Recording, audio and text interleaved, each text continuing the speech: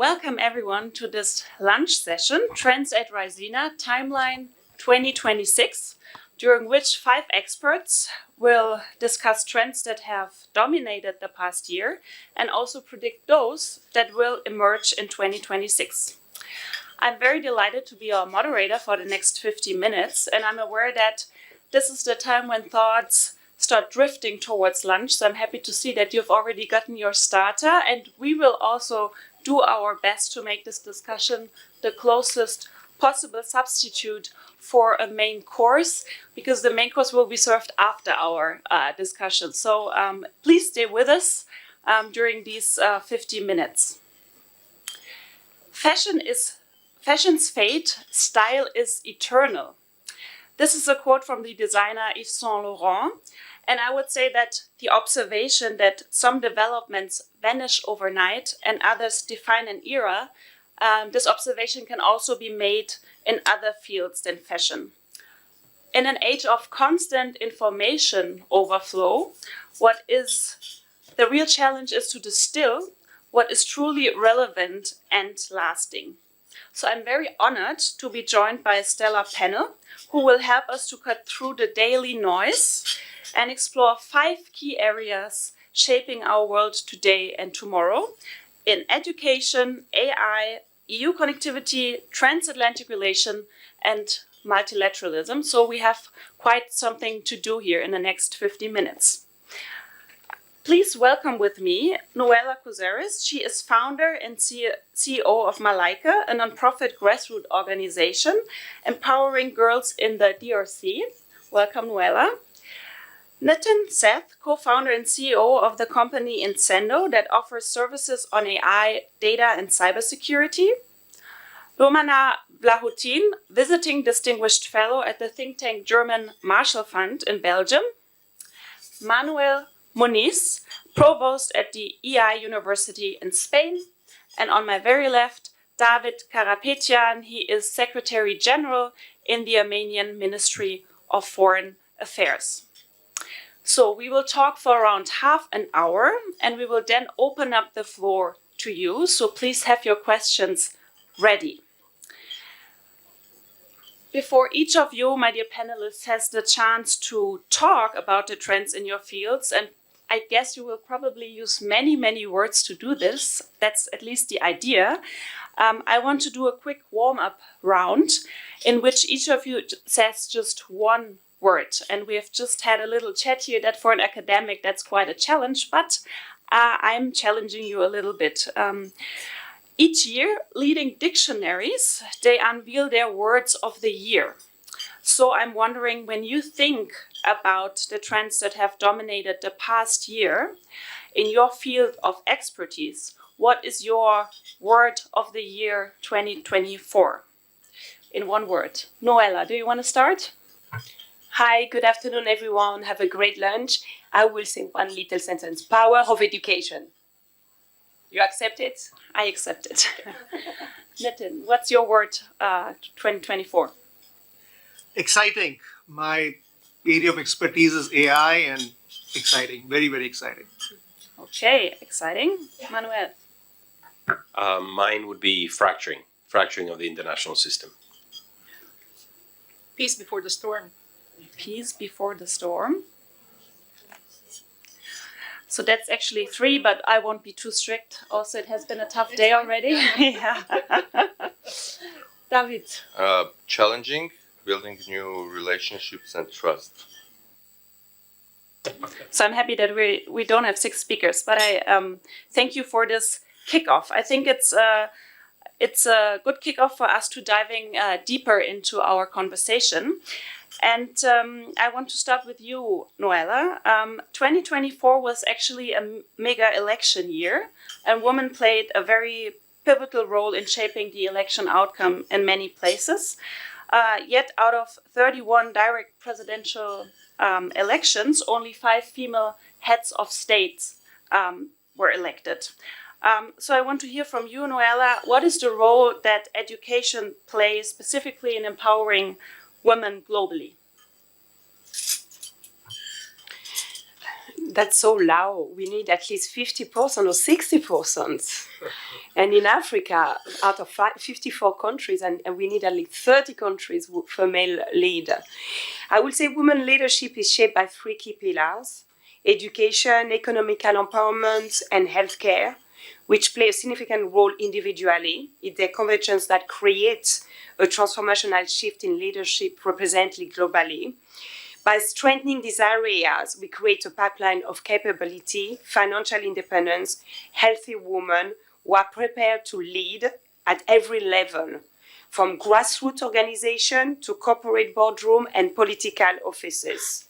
Education as the foundation, economical empowerment as the driver, and healthcare as the sustainer. Without this pillar, the pathway of leadership remains incomplete. Get a little bit more concrete here also in some of the areas that affect probably your work in your institution in the DRC, where you are also born. Currently, when we look at the geopolitical outlook and all the money that is spent for aid, we see that especially in the United States, aid was cut almost completely. US aid is withdrawing. And the biggest American humanitarian program in 2024 was in the DRC. So I'm wondering, when you think about education in your home country and for your work that you do there, what are the implications of this? You know, I created an ecosystem in the Congo 17 years ago. It's an ecosystem where we have built a village, where we have completely transformed an entire village from the grassroots. A village where there's no water, no electricity, where we're working in a crisis, conflict country. We have built a school where we have 430 girls from 5 to 18. We got already 2 graduations. On Sunday was very special because we got 5 students that got graduated from our school, Malaika School. They got a full scholarship in India, and they came to talk with me at the panel. And they're in second year university here in India, and in STEM and technology. The power of education is very important. First of all, to develop countries like Congo, where we have a 30 years conflict, more than 5 million people misplaced, 6 million have died. You need to have peace. You need to have peace. You need to have strong institutions. You need to have a very, very innovative and strong leadership. And from the grassroots, you create the education. The ecosystem we create is a school, is a vocational training where we teach skills to the youth, to 5,000 youth and adults, from mechanic, electricity, digital classes, sewing, sport, agriculture, and where we have built a lot of wells and waters in different areas. We are small comparison of all the big organizations that working in Congo and countries where they've been really affected by the US aid cut and etc. Right now, we're still not really affected us as an organization because our donors are corporate, grant application, you receive money from grant application, and individual, and the very loyal donors that came to see what we're doing and how we have been transforming. And the success stories, the monitoring and evaluation, the safeguarding, I don't take any salary. This is my giving back to my country. I saw a lot of organizations when they come to work in Africa, they don't employ enough the local team. And then it collapses completely when there's no aid because the international people receive a good salary, all the benefit that they have. All our team is local. So we are employing them, we are working with them. And that's the future of the aid, is to build programs with the community, led by the community and led by the local.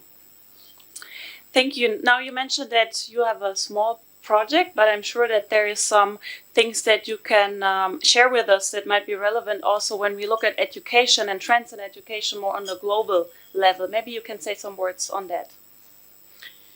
You know, when I see the 5 girls that came to speak with me at the panel on Sunday, Louise, Frida, Josiane, Lauriane, Claudine, they come from a rural village, sleeping on the floor, having the best education at Malaika School.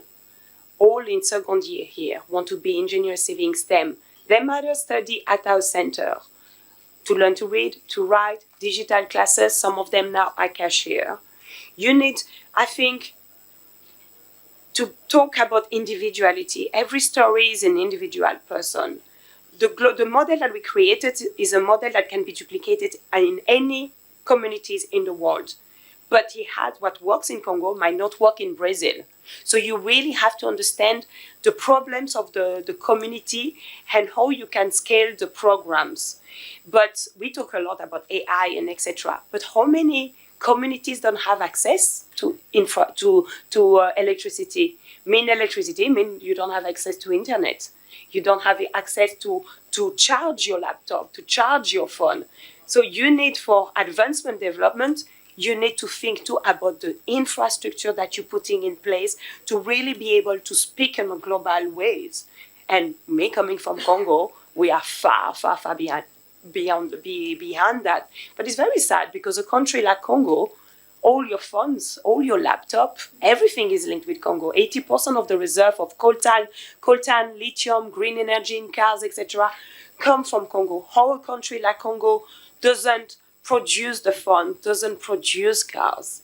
And that's where you will depend less on aid, is really to build the skills and the next generation of leaders, because Africa is 60% is a young generation of entrepreneurs, and you need to uplift them. The secret, I think, for Africa is really to find our leaders need to invest in this young generation to be the driven force for Africa. Thank you. You have already mentioned AI, and before I move on to Nitin, maybe one last question.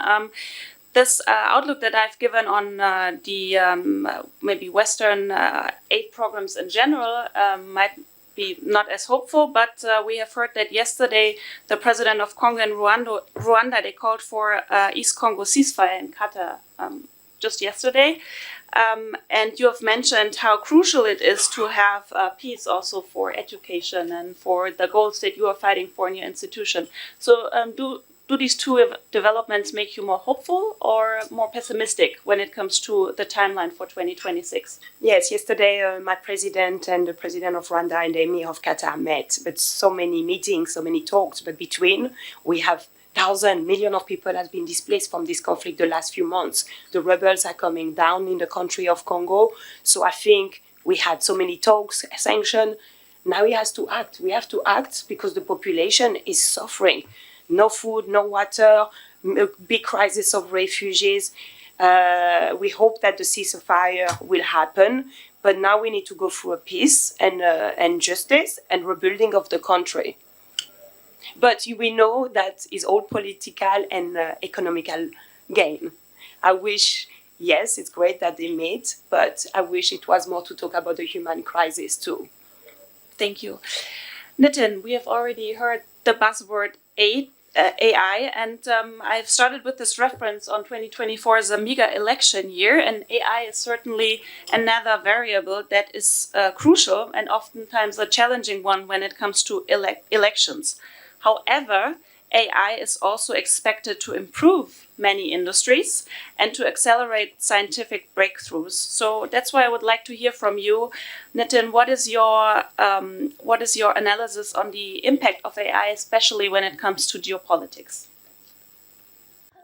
So, my word for 24 was exciting, and I don't think there is a more exciting topic in the world today, or topic that can give hope. Mankind has gone through probably 200 general innovations, and when I say general innovations, I'm talking about fire, wheel, electricity. AI is at that order of magnitude. So it is really, really something quite extraordinary. I think most people haven't yet come around to fully grasping its impact. Its impact is quite extraordinary.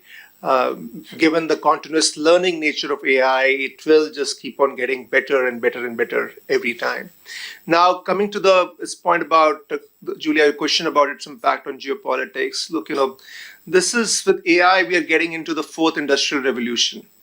It's not just AI, but you combine that with biotechnology, quantum, space. The fourth industrial revolution is really onto us. Every industrial revolution has led to a change in global power structures. We forget that before the first industrial revolution, India and China were respectively 25% of global GDP. That seems like a long, long time back, but that was the case. And we know what happened. It led to the rise of UK and Europe. The second industrial revolution, America came up. Third industrial revolution, America further strengthened its kind of position. China came up. Europe started to kind of decline a bit. So if history is any indication, then the fourth industrial revolution, I think, will see upheaval. Yeah. Now, how might that play out? Now, there is a incredible arms race that is happening today in AI. It's being led by two major powers, America with its very capital-intensive model. The hyperscalers, the big tech, the so-called big tech are spending between them $500 billion. $500 billion every year on AI. That's a massive number. And then China has its own kind of type of model. So let me give you a perspective, on what I think some of the issues here. See, America seems to be the dominant kind of player. A lot of the innovation that has happened around AI, the GPUs, the foundation models have originated from the US. Yeah, so it seems, and it has got the university ecosystem, the big tech, everything seems to be in place. But I see one fundamental critical flaw which has been there in the American model for a long time, which I think will get exposed more with AI, which is that the American model is very capital intensive. So it's very exciting to talk about like this $500 billion. It's going to go to $1 trillion over the next 2 to 3 years. But eventually capital needs a return. Yeah. So when I serve my clients, which are the biggest banks and telcos in the world, because of the massive capital investment, the path to return on investment is not very clear. And I think that's a challenge that is going to come and bite the American model. It's been kicking the can down the road, but I think that's something that will have to be confronted. That's where the Chinese model is very interesting. We have seen a lot of conversation around DeepSeek.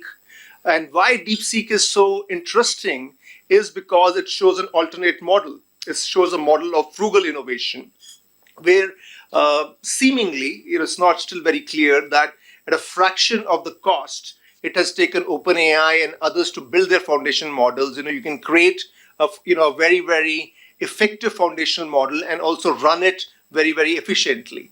So China is showing the way, in terms of a new model of innovation, which I think, is very interesting, is very, very exciting. But at the same time, the challenge with anything that comes out, especially foundation models, from China, is around trust. Because essentially foundation models, if there is any bias, it can have a huge kind of cascading effect, and that's where trust with anything that comes out of China is an issue, and it's going to be a question how China is going to address that going forward. And that gets me to the third scenario, which I think is a very plausible scenario, is a very deep partnership between US and India. That these are two very complementary forces. US strength is in the tech infrastructure. India's strength is in terms of the application. There is a huge talent workforce here, but India doesn't have the capital, doesn't have the infrastructure. So US, you kind of combine the US infrastructure, the Indian kind of talent force, and also the Indian market, and also that India is the biggest source of data, which is the foundation for AI. And I think that combination could be very powerful. Yeah. So I'll stop here, but I think it's very interesting, that we see, the almost inevitable American dominance that we see today. I think, at least to my mind, is not that certain. Thank you. Very briefly, one follow-up question, because you were talking about different models. And I know that you're a best-selling author, but there's also another best-selling author, which is Yuval Harari, and he asked whether new technologies will favor democracy over totalitarianism or the other way around, and whether we will end up with a silicon curtain rather than an iron one. So do you think this is rubbish, or what is your take on this? I think it's a serious question. My view is that the essential nature of digital data AI is democratization. That's the essential nature of these technologies, and that's why I believe that China's success is not given. Everything points to that, but it's not given because it's so much. It's so much that you can't control it. Yeah.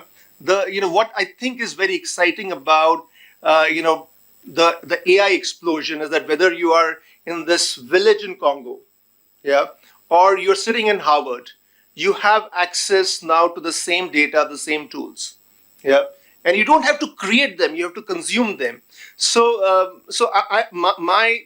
My dominant view is that this is actually for better. That the essential nature of these modern technologies is democratization, and it favors that world. Of course, with everything in the world, there is a duality. While there is a democratization, there is also the irresistible domination of the big tech. Yeah. And they are controlling a lot of the infrastructure, and I think that's a question that has to be dealt with. Yeah. But I think it cannot be controlled. It will spread. Thank you. And I apologize to the speakers that I won't look at them anymore, but because I'm afraid that then Samir comes in again. And so please apologize. Romana, we go on with you. AI and connectivity, they're very much linked. Until 2022, you were EU Special Envoy for Connectivity. So I'm curious to hear from you. How can the EU's connectivity strategy leverage partnerships, especially with like-minded nations, and when it comes to the foreign and security policy of value chains? Thanks a lot. I'll start from a little bit bigger picture and then zoom on the EU. I mentioned that for me, 2024 was peace before storm, although it's counterintuitive. 2024 at that time we thought was exciting. But to be very honest, the first 2 months of this year made me completely forgot that there was 2024. So especially, sitting in Brussels and from the position of the European Union, I think now, and we have said it several times because there were several crises in the history of the EU, but it really is a crucial moment for European Union to become mature, politically mature, at a very tender age of 75. It could afford not to be mature so far, but I think that that option is now off the table. When we entered 2025, I personally thought it was a given that we will be witnessing decoupling, and especially, of course, in TAG, but in general, the disunification of the world and US-China sides are going to be our reality. I'm not so sure anymore. I think that there is really a growing possibility of something that can be called the Great Bargain. But in any case, whether it's decoupling of a Great Bargain between US and China, there is going to be a world just below that. And in a sense, China and US are going to sort of engage with each other in one way or another, and then will be the rest of us. And in that rest of us, European Union is just factually, economically, by far the strongest force with its 20 trillion economy. And I think really now will be forced to finally have its own foreign and security policy, not in words, not in strategies and compasses and whatever they are called, but really in substance. And there are two, I think that is going to require a major effort, major diversification, and reach out to the global south. So I think that is going to be an overwhelming trend for decades to come. There are two key elements for this. First, of course, is strengthening of European Union itself. When you look at numbers, EU has many capabilities, but it doesn't capacity to use those capabilities in a sort of unison way. And I think that is going to change. the announcement of the German government that they are basically going to put 1 trillion into industrialization, half into defense, half into infrastructure, and that many other governments in the EU and then the Commission will follow suit, will bring. There is a very real possibility that the giant will wake up. EU was always regarded as a sleeping giant. And reindustrialization or investment in all these industries in the EU can bring a new force to the world. When it comes to security policy, I'll just spend 1 sentence on it. I think what we're seeing is a new security space, basically being closer security space being built in the space between Canada and Turkey. We can discuss about that later.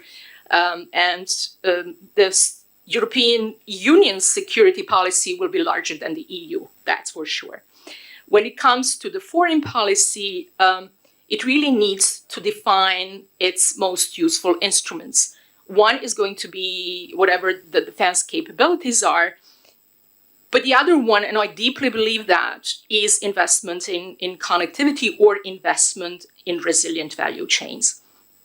Connectivity is going to be one of the key transformative strategic forces of the 21st century. We have seen it already with the Belt and Road and how it served Chinese interests. I think the US is going to come up with a massive investment in a very similar, maybe more brutal fashion. We will see. But USAID money is gone. That money is going to go to DFC. And I think this is what we will witness. But for European Union, it is really now super important to look at its first, of course, neighborhood, and then the larger world, and think on how it can serve its own interests and interests of its partners through the creation of strategic infrastructure, economic corridors, and resilient and diversified value chains. For this, there are also a couple of, that's another trend that I think is going to be with us. And for this, there are also some preconditions.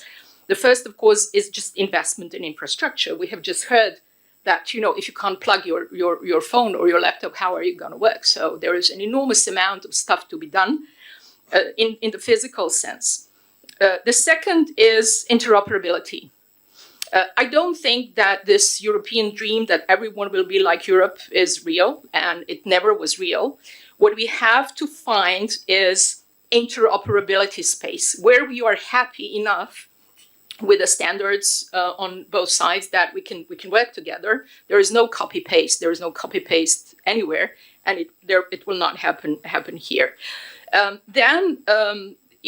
Working on free trade agreements, I really think that there is going to be a massive political push for the FTA with India. There was a Mercosur agreement, upgrade with our agreement with Mexico, etc. So you will see much more of that.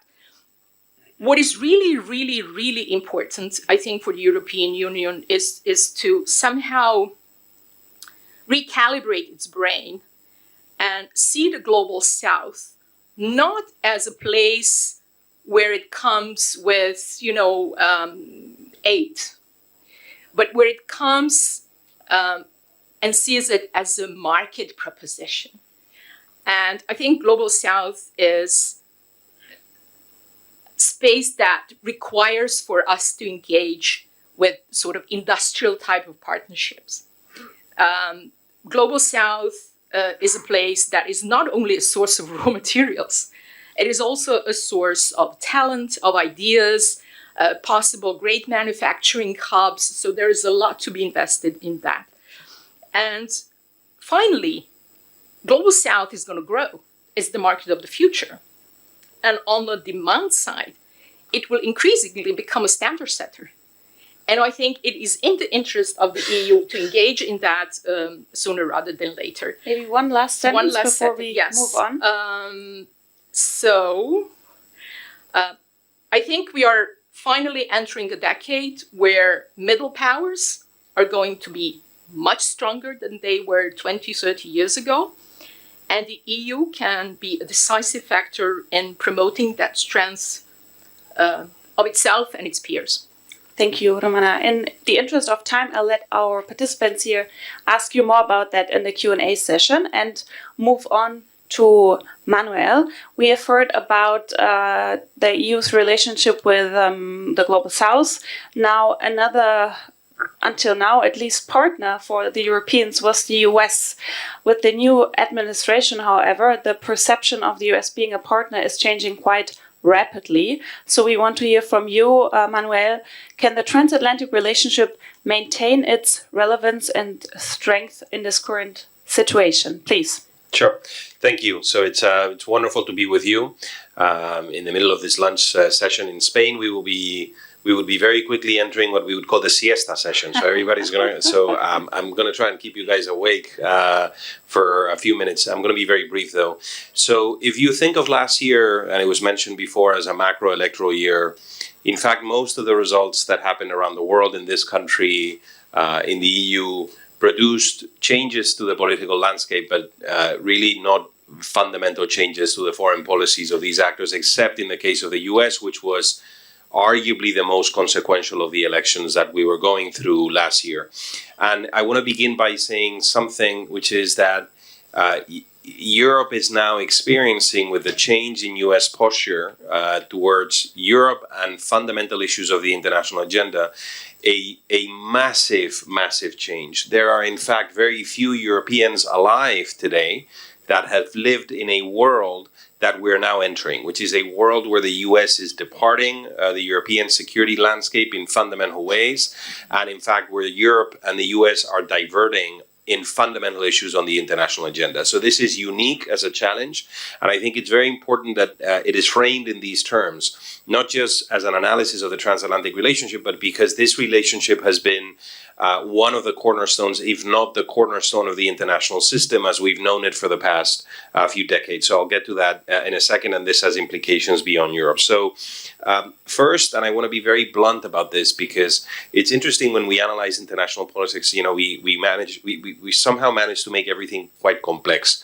And sometimes academics, we make a living of making things very complicated. But actually, if you look at this very honestly, and you look at the issues that are of import to Europe in the international agenda, and you look at where Europe and the US are at the moment, we're at odds on almost all the important dossiers, right? So on climate, we have very different opinions.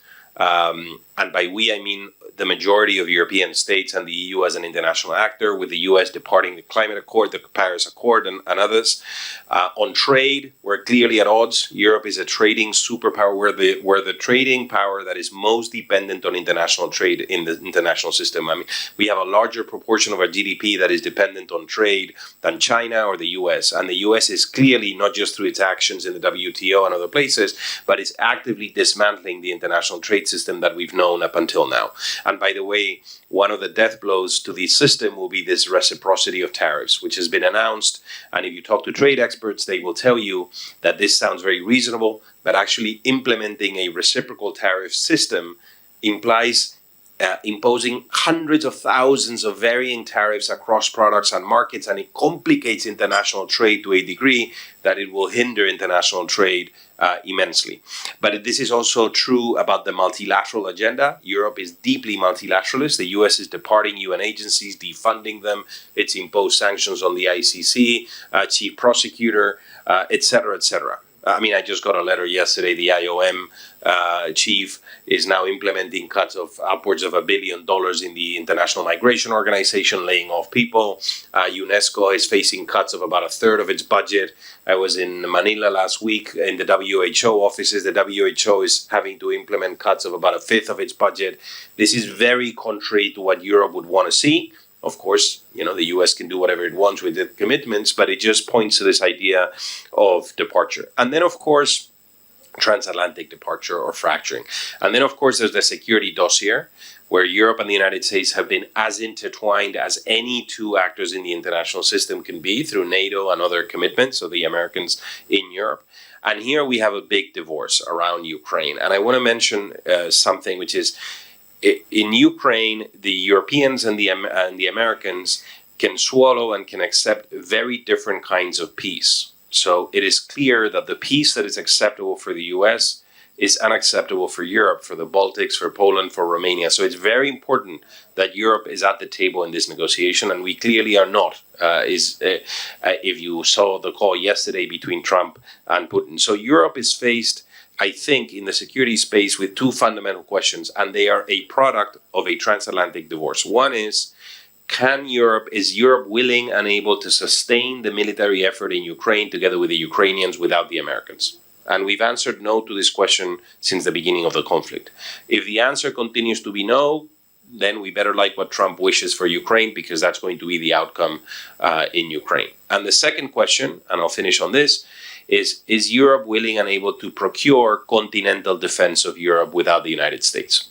And this is a question that we've answered no in Europe since the end of the Second World War, because the Americans have been there through NATO, out of Article 5 commitments and others.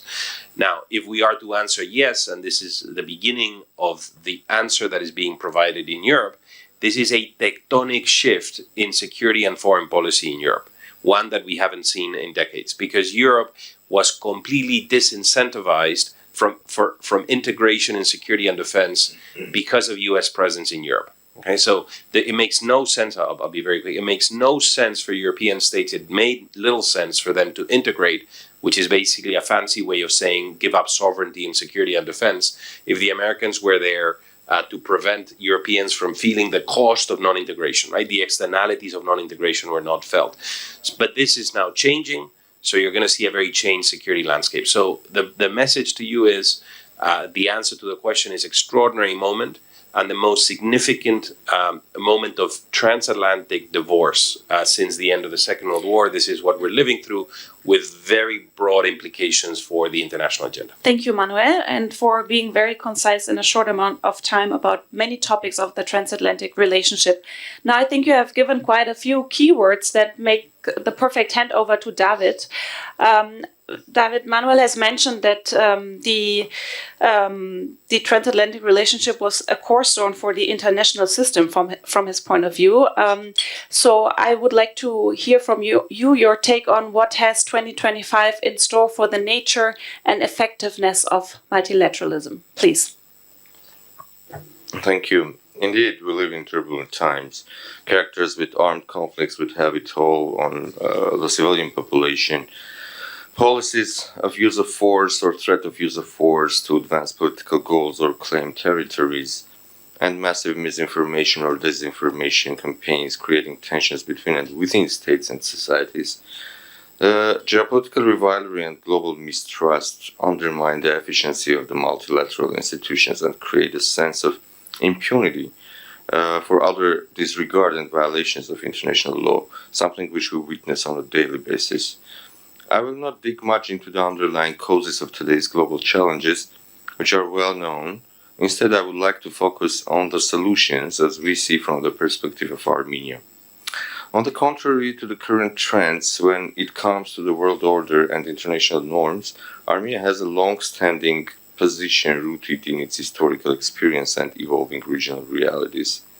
To reverse this course, the multilateral institutions require transformation so that the promise of saving succeeding generations from the scourge of war remains valid. The United Nations organization should serve as an efficient global arbiter whenever international law and justice are threatened and the fundamental human rights and democracies are at risk. As a responsible member of the international community, Armenia fully supports strong, efficient, revitalized United Nations capable to ensure prevention and timely response to conflicts and crises, notably gross violations of human rights. From our own history, we know too well the human toll of the breakdown of the international order and failure of the international community to prevent atrocity crimes. Sure. We need to equip the United Nations and its Security Council with necessary tools and mechanisms for effective monitoring and identifying the situations which may constitute a threat to international peace and security. The Pact for the Future, adopted last year, is a milestone document for giving the new breath to multilateralism. As we are going to mark the 18th anniversary of the United Nations, the international community should use this important momentum to scale up its efforts to revitalize the multilateral institutions to enable proper delivery of their mandates. Armenia is committing to achieving a just and lasting peace in the region based on the tenets of the UN Charter and international law. The initiatives brought forward by Armenia aim to turning the page of animosity in the South Caucasus and promote peace, stability, and welfare for the region and beyond.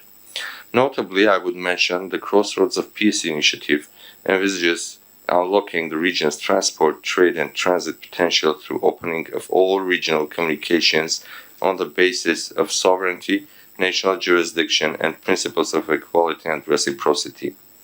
In light of the erosion of security architecture in Europe, we have came up with a number of confidence-building measures, such as creation of bilateral mechanisms with Azerbaijan to address alleged ceasefire violations and ensure conventional arms control, with the aim to reduce the risk of escalation in the region. And here I will mention that last week we succeeded to finalize the draft peace treaty with Azerbaijan, which is good news. And there needs a political will from the Azerbaijani side to sign it, and we see a big, huge international support in this. Davit, can I just ask you something, because you were mentioning the Crossroads of Peace initiative, and I think it's a fascinating initiative how to rebuild trust. And I think we also have an issue here with trust when it comes to multilateralism and international cooperation. So maybe before we open up to the floor, can you share 1-2 thoughts if there's anything that we can take from this Armenian proposal, the Crossroads of Peace, for building trust in international cooperation, like looking at the past year and giving us an outline on 2026? Well, the Crossroads of Peace initiative is purely about regional infrastructure and transportation. Here, our proposal was about opening all the roads and railroads on the basis of sovereignty, territorial integrity, reciprocity, and first of all, we think that the business has to make its road. If the business works within our countries, within the region, then the trust level will rise. So we are working on this with the other regional countries too, with Georgia, Iran, Turkey, and Azerbaijan, to ensure that, to understand that this is the trade and economy is the basis of trust in our region, and this is EU's neighborhood, and we also want the EU to take these initiatives as a basis how neighboring regions can cope with each other and with Europe. We know EU has the Global Gateway Initiative, which can Crossroads of Peace can be a part of, and this can, if we succeed, this can be a success story both for EU and our region, our countries as well. And I take from it for multilateralism that maybe economic cooperation is key. And I mean, that's not news, but I think it's a good example to emphasize that point. This can become a success story for all the multilateral institutions, especially for EU. Thank you. Thank you very much. Now I want to open it up for the floor, and I want to group some of the questions. So please raise your hand if you want to say something, introduce yourself briefly, and let us know who should answer your question. And remember that questions finish with a question mark. You're first. Hi, Kanika Rakra from the Kautilya School for Public Policy. Can you also go a bit closer to the mic? We all have to learn this lesson. I had one comment and one question. One was for Nitin Seth. You mentioned that it's difficult for China to control AI. There's a very famous dialogue that of Bill Clinton saying that China was trying to control the internet, and that's like putting nail on jelly. And I was wondering whether it is something similar that you're mentioning here in terms of authoritarianism and control of AI.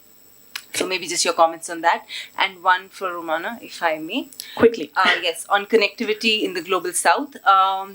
EU does have a lot of space on trade and it can contribute to connectivity, but Global South countries are not economically very strong, so they prefer investments that are cheaper, which means Chinese investment.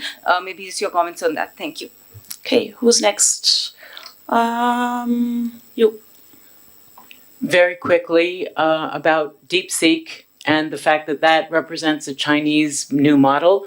How do you address the fact that nothing about DeepSeek fits into the Chinese model, not its employment structure, not its investment structure? So how does that work? And to Romania, the issue of, connectivity. Yeah. How does IMEC fit into that to be able to bring in the Global South and produce greater benefits and higher security for supply chains? Yeah, maybe we take one more. Amit Paranspe, a common question for Nitin and Manuel. You talked about how US and China are dominating the perspective in AI and in security and in geopolitics. Where exactly does that leave Europe and India and Japan in the AI race? Okay. You have quite a lot of questions to answer, Nitin. Do you want to start? Yeah, we can start in the sequential order. See, today's world, data is so overflowing that you can't really box it. Okay, so data has grown by 100,000 times over the last 20 years, right? And when data is scarce, you can control it. When it is so much, it will filter through. Okay, and then AI is built on that. Yeah, and see, if China is looking for a global leadership, then the data and the usage of AI tools has to be global. Yeah, and that's a two-way flow. That's a two-way flow of the way Gen AI models are built. It's a two-way flow of data, and I think that gets to the point here about DeepSeek, that there is a certain opaqueness in that. There's a certain opaqueness in that, yeah, in that two-way flow of data, how it is built. So that is where I think both internally within China and then externally in terms of global adoption, I think it will be a challenge. That's my view. I think coming to, if I may, the second question about DeepSeek, I don't know what you meant by that. Nothing about DeepSeek is the China model. I think it's actually very reflective of what sorry, maybe you want to. I'm sorry. The normal work process for China is 9 a.m. to 9 p.m. and very hierarchical. This was very lateral with tremendous amount of input by all of the staff, completely against the Chinese system. Secondly, no government funding whatsoever, totally self-funded, which meant that they had complete control and could run like a real Western-style entrepreneurial company. Now, with government money coming in and them being compelled to take government money, I wonder if it's going to continue to be as innovative as it has been. See, I think the West heavily underestimates China, heavily underestimates it. I think your characterization is a very, I think is a very dated characterization of China. Yeah, that China has invested very deeply in building deep tech capabilities, which I believe are 10 to 15 years ahead of what US has at this point. And you look at any American top engineering computer science program, those, majority Chinese and then Indian. And the difference between the Chinese students and the Indian students is that many of those Chinese students are going back to China. So they now have a generation. They now have a generation which is ready. They have been preparing for this moment. And don't assume that this is not planned. This is something they have been working towards, to create this generation of the best engineers in the world. And I think what is the level of state support or not, it is not clear. Not clear. And I think we would be doing, I think it would be a very naive assumption that if there is a state involvement, the innovation and the deep engineering capability that we have seen will get curtailed. I think these are very naive assumptions, and they do, I think in the West, we need to wake up and get a reality check of where China is. China is no more about low cost, mass production. There's a tremendous level of engineering talent they have built, which I think is a great credit to them. Manuel, do you want to add on EU in India, Japan? So very quickly, there are two reflections here. One is, and this is the second bit to your question, actually, to your first question, which is what are the global order implications of the U.S. administration and the state of the transatlantic relationship? And there is, in my mind, one clear implication, because within the Trump policy, there's a lot of cutting back, of retrenchment, of focusing of U.S.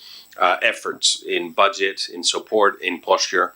So this is to some extent a real retreat of the U.S. from a space that it occupied for a very long time. And I want to make a point here, which is I think we have tended, this is particularly true of the Europeans, but across the board, to confuse American hegemony and the willingness of the U.S. to build, sustain, and be constrained by an international system with a rules-based order. So we've come to imagine that this order exists beyond the willingness of the United States to underwrite it and to be constrained by it. So we are about to discover what it means for the U.S. to pull out of this system. And there is a huge question, I think particularly for the Global South, about what type of international system do the Indias of the world, the Indonesias, the South Africas, the Brazils, what type of system do they want to underwrite? Because it is not enough, and I have a lot of very good Indian friends, and I engage with the Indian institutions and with the government in a dialogue. It's not enough to be critical and say that the West has screwed things up, that we built a system that is imperfect, full of double standards. Fine. But you guys, the South is no longer in the opposition. It is the time to really put forward proposals. Are you willing to cough up 20% of the WHO budget? Who's going to protect the Straits of Malacca or the Straits of the Indo-Pacific? Who's going to underwrite that? What type of system do you want? The answer that what we want, what is exclusively good for India, for example, is it's going to be very quickly insufficient because the question is going to be different. So at the global order level, I think that this is maybe one of the biggest debates moving forward. And if you look at what is coming out of the Global South, it's not just insufficient. In many cases, is cacophonic. I mean, it's completely disorderly. The BRICS summits, communiques and things like that, there's no vision for the global system there. And we're really going to need this as we pull back. Europeans are very focused internally and the US is focused on other things. Thank you. And I'm just informing you that officially our time is up, but I've seen so many questions and we also have two more courses to come. So I would suggest that we continue in informal. Yes, it can be an informal discussion moving forward. Thank you everyone for this panel. They will now serve you the lunch. And may I request the speakers to please... Can we do this in the end? No, just for the photo op. That's it. We took a nice picture. We took a picture already. Okay, cool. We are As you guys rebellious. like it, We are okay. rebellious. Thank you. Okay, you. so let's continue with the question that... Maybe if I can, the other part of the question about Europe's relevance, maybe from an AI perspective, can I offer, or maybe not? Because we have many questions, okay? And then you can talk about it in the corridors. Would that be an option? Okay. So we move on to Romana, connectivity in the Global South and IMEC, please. So there is something called Global Gateway, and it's supposed to be the EU offer to counter whatever, the BRI. I don't think it can't work. It can't work because it's based on simply on wrong instruments. What European Union wants to do with Global Gateway is basically call its development policy Global Gateway. And that simply cannot provide the strategic direction, the scale and the speed that the new relationship with the global South needs. So what I think needs to be done is really for this to be based on really mutual interest. EU for very long believed that it comes only with values, and interests was a dirty word, which is ridiculous, because these levels of investment have to be based on interest and mutual interests and transactional. You have to give to get, and the other way around. So I think the private sector needs to lead this. Private sector has to be at the forefront of this investment. And the institutions have to help and provide the framework and support for the private sector to do it. So it's the investment from the private sector, supported, guaranteed, and in every way sort of cushioned by the institutions that will invest. Private sector wants to do that. They are diversifying. They are leaving China. We have no idea how the things will develop with the US. So you will see more and more European private sector actors wanting to invest somewhere else. For this, they need, the circumstances that will allow them to do that. One is infrastructure. Another massive one is skills. So I think we need to think hard how to build this skill resource, and then the normative framework around it. So. And we need new instruments. I mean, the idea that public money can pay for this, it can't. So we need really to think about the next generation instruments, whether they are going to be some dedicated infrastructure funds or whatever is going to be thought of, but it has to be at a scale, it has to be strategic, and it has to be quick in order to deliver. Thank you. And I've seen a couple of more questions. Manjit, Sergey, and the sir in the back here. Please. It's Manjit Kripalani from Gateway House. I have a quibble with you on using the word frugal. China doesn't do things frugally. They may do it cheaper, but it's not frugal. Romana, a question for you. If you say that Europe is overcoming, it has to do FTAs with several countries, etc., has Europe sat back and thought about what made Britain exit the European Union, and what are those lessons learned? And Manuel, for you, you say that Europe is multilateralist, the most in the world. I don't know about that. It's multilateral for Europe, but not necessarily for the rest of the world. Thank you, Sergey. Sergey Spotapkin, Latvian Institute of International Affairs, and my question is to Davit. Closer to the mic. Yeah, and my question is to Davit. In case of Armenia, shouldn't we speak about minilateralism instead of the multilateralism? Because Armenia, I guess, is a bright example of minilateralism. You freeze your membership in CSTO, the military alliance with Russia, Belarus, and Kazakhstan, and seeking for defense guarantees from France, India, United States, and even Iran. So is it a new trend? Thank you. And sir, please. My name is Masafumi Ishii. I'm from Japan, former ambassador of Japan to Indonesia. My question is rather different. I think the course of the events in the rest of the 2024 will be decided by three elements. One is what's going to happen to U.S. economy. In other words, to say that whether Trump can carry on like this, because it's not good for the election, for the victory at the next midterm election. Second is what's going to happen to Chinese economy, which has been slowing down.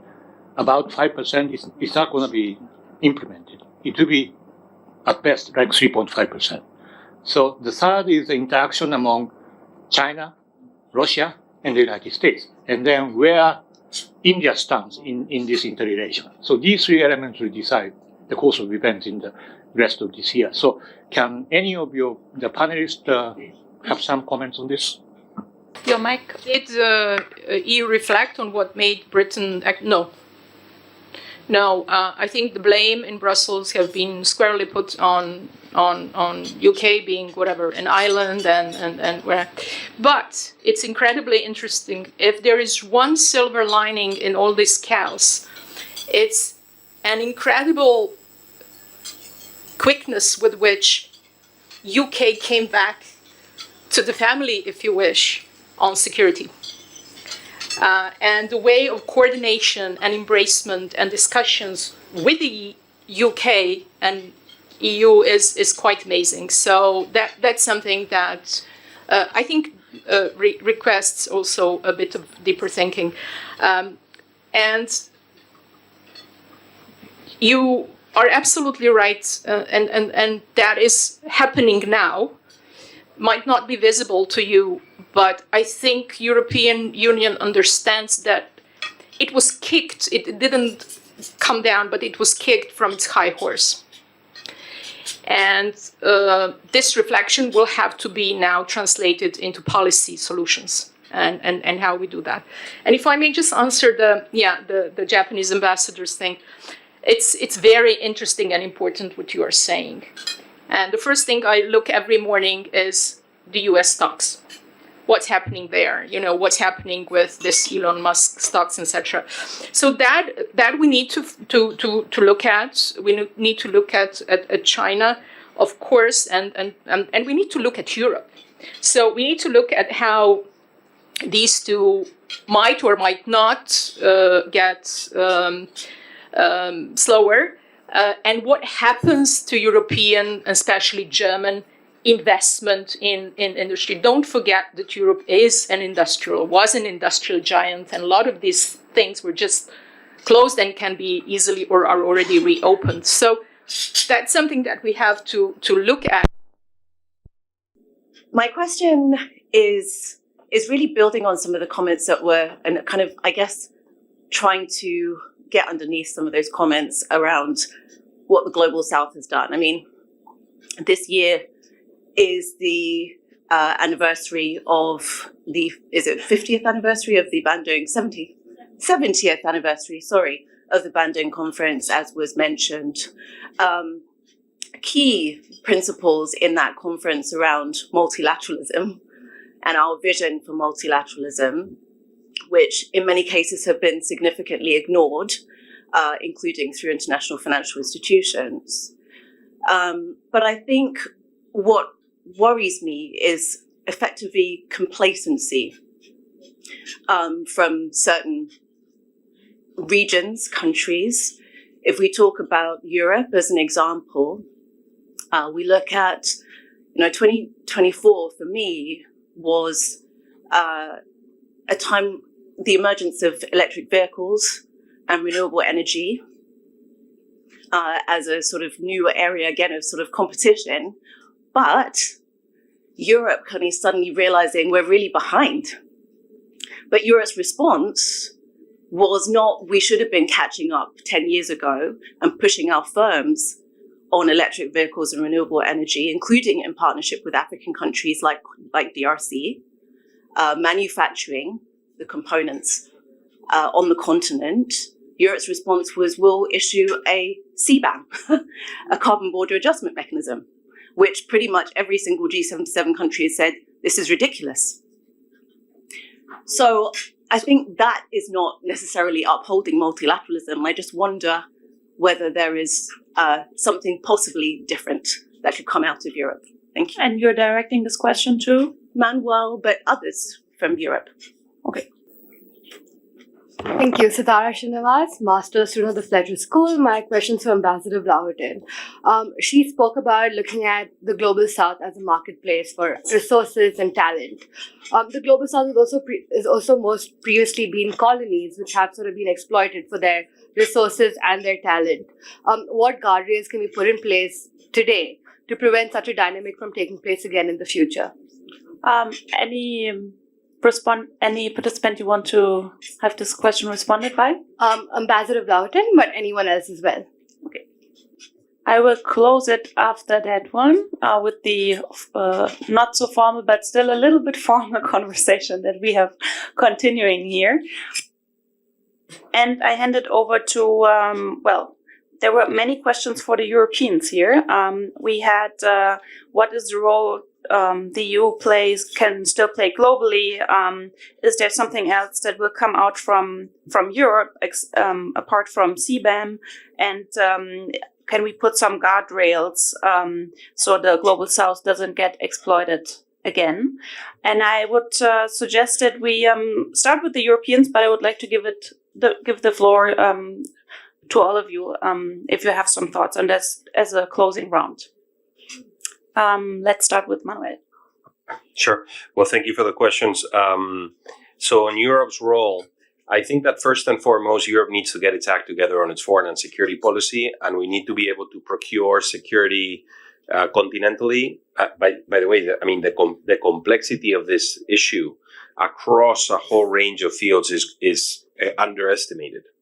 What a European tech stack looks like, it's still unanswered. Our strategic dependencies on US tech provision are immense. What it looks like on the conventional weapons area or in the nuclear deterrent area. So this idea of Europeans procuring for their own security with real autonomy, we're only scratching the surface. As of this week, in fact, with the cancellation of the F-35 purchases from the US and others, this is the tip of a huge iceberg of what European autonomy will mean. So that's a big question already.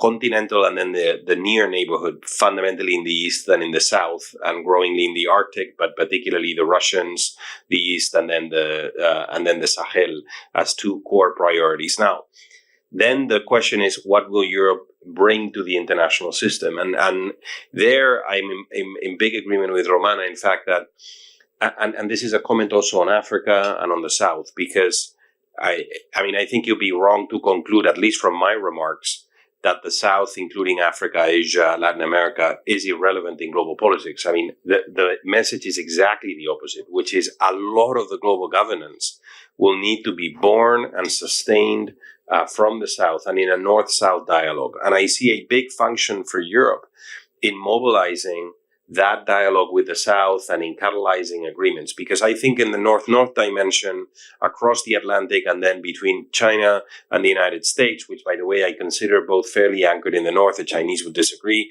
but I think that there's a two-block dynamic that will emerge between China and the US, but there'll be a very large space of the world, very large, the largest population, some of the largest economies in the world that will resist alignment in the China-US collision. So a lot of the governance on climate, on trade, on human rights will happen in that North-South dialogue. So I think that there is a real space for Europe to play a role there moving forward. And I'm very hopeful that we do. By the way, as a Spaniard, I should say that this is a very natural take on things for us because we are a northern country, but we have a very southerly take. We've been in Latin America for a very long time, and we still are culturally, business-wise, in Northern Africa and others. So I think that in that arbitrage, a lot of the governance will emerge. I hope that my words were not understood as dismissing the South. They were quite the opposite. Quite the opposite. Thank you, Romana. Mm-hmm. Two reactions, one on Europe and one on the global South. And it's always the case, many questions and many comments come from the thinking that European Union has been an underperforming geopolitical power. The European Union was not created to be a geopolitical power in the first case. So I think what we are witnessing now is that moment. Europe has no choice anymore. It could be lazy, it could be procrastinating, it could not be strategic because someone else was taking care of that and things were determined. That's not a case anymore. So what you will see now, I think, and would love to maybe later on discuss with colleagues as well, what's happening in Brussels now is Brussels is becoming weaker and member states are gaining more prominent role because this is for member states to do. Foreign and security policy is a member state council prerogative. And you will see much more of that. And you will see much more of the coalition of the willing because the EU institutions themselves are bound by the 27. If you have someone who doesn't agree, you're done. So they are now simply creating new formats where things can actually happen. And this is what is going to create, I think, a capacity for Europe to function. And again, on the security space, it's going to be bigger than the EU. And I think that's very, very clear. We didn't talk about Turkey much. We should. I think that's something that is going to be on our agenda for long time.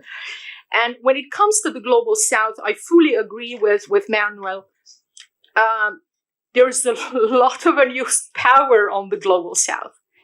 And I think you simply have to take your agency and insist on it. And I think the best way that European Union can help its own agency is to support the agency of the global south. Because ultimately, we have the same interest in the end.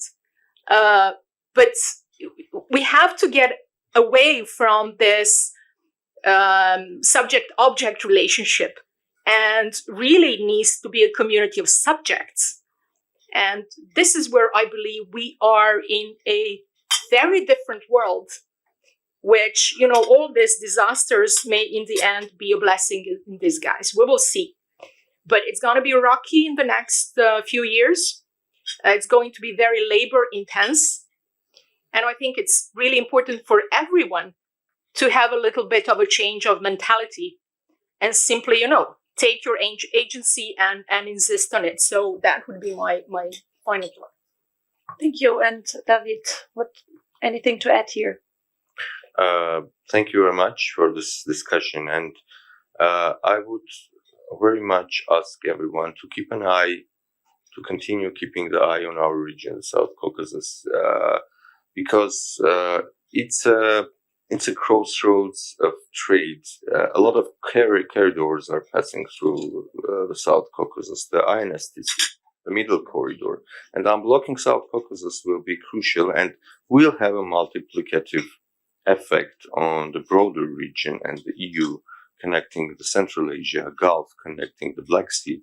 And for taking this occasion, I want to invite everyone to participate in the annual Yerevan Dialogue event, which we are organizing with the ORF Foundation, to discuss all these issues about our region, how our friends can contribute to the peace and security and enforce the trade and connections within our region. I'll be happy to host you May 26, 27 in Yerevan. Thank you very much. These are the best lunch discussions where you get lunch and an invite to the next event. So please, Nitin, you started also with the word excitement. So maybe some final thoughts on that for the upcoming timeline. There's so much to be excited about AI. I just want to maybe, given there's a lot of conversation happening around Europe, and the gentleman had this question about Europe's role in AI, maybe I can comment on that. I think it's a huge opportunity, but it is potentially an opportunity which Europe might lose, given its current, focus or almost obsession with the security concerns. Now, on the opportunity, I think Europe still has some of the best engineering talent in the world. Eastern Europe in particular, has abundance of that, and we see that in the tech companies that come out from the region. We are talking about DeepSeek, but actually one of the most exciting foundational models is coming from France, Mistral. And we talk about digital economies, and Estonia is probably the best case example of e-governance. So Europe has still so much to offer, but the AI age is moving at a frenetic pace. And I just wish, that Europe was able to focus on it and participate in it, because if you miss that time, the other economies, we talked about China, there's also India, and of course the US are moving very, very fast. So I think Europe has got amazing potential, and opportunity of contributing to the world as it's emerging in the AI age. But there is a risk that it's not focusing on it. Thank you. And Noella, your 3 words in the beginning were the power of expertise. Maybe some final words on that before we close. I do think it's working now. Great. I do think I'm a big believer in peace. I think there's too many conflicts. I'm a mother of 2 children. I think it's crazy that they wake up every day and in the news, too much conflict. I think we need leaders that really push and advocate for peace and what we're bringing on the table for the next generation in terms of job creation too, and how we really keep the technology in school, but how we make sure, I will talk about this, education, how we make sure the school and education all over the world are current and will offer the best education for our children. Because right now we are behind what we can really offer to our children. And this is a big concern worldwide. Updating the curriculum, keep training the teachers, making sure we're looking after their mental health, the digital not dependence on all this electronic. And I think that's a big step that we need to go. And we have to be careful between the gap of the older generation and the new generation and be sure that we still current on everything that we're doing, policy, government, corporate, education, and reforms. Thank you so much. And also to my panelists, to all the 5 of you, for your time, for your interesting insights, and to the room, to everyone here, that you stayed with us. I know that it was quite a diverse range of topics that we tried to cover here, but I think something that at least I'm learning at the moment is that it's always a good idea not to think in silos. So maybe that's an inspiration to continue doing that. And you're free to stay. I mean, the session was planned for you to have lunch a little bit longer. So enjoy your dessert, have some coffee, chat with your neighbors, get to know each other. I haven't seen any. No one has raised his hand anymore. I would encourage you to feel free to walk around and also chat to people. And we finish with the formal setting of the discussion now. Thank you so much. October, November, but right now.